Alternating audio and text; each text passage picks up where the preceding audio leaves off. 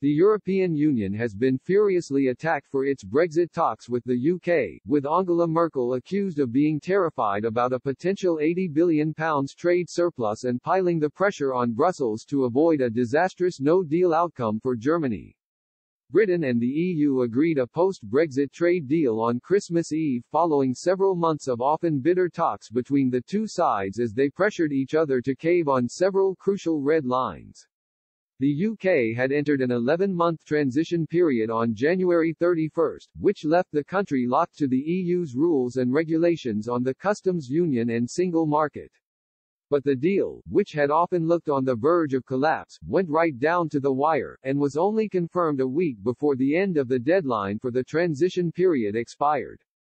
A hard Brexit would have cost the EU as much as €33 billion in annual exports, according to economic research by insurer Allianz in November, with Germany, home to the bloc's biggest economy and fourth largest in the world, among those hit the hardest. Charles-Henri Gallois, president of the political movement Generation Frexit, campaigning for France to become one of the next countries to leave the bloc, branded the EU a total disaster.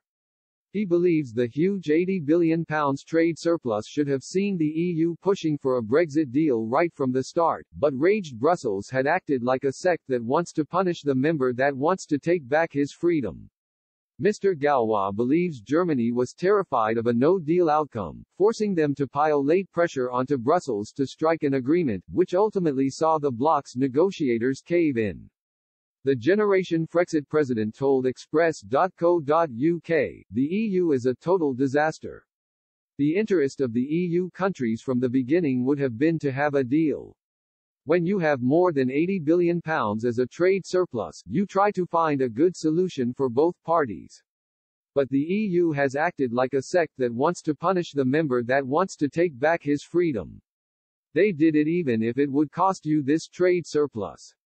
Boris Johnson did well and stood firm. Some countries such as Germany feared a no deal, so I think that at the end they put pressure on the EU to get a deal. The EU eventually has caved in. The Halley Institute for Economic Research had warned EU companies exporting to Britain could have lost more than 700,000 jobs if no trade deal is agreed.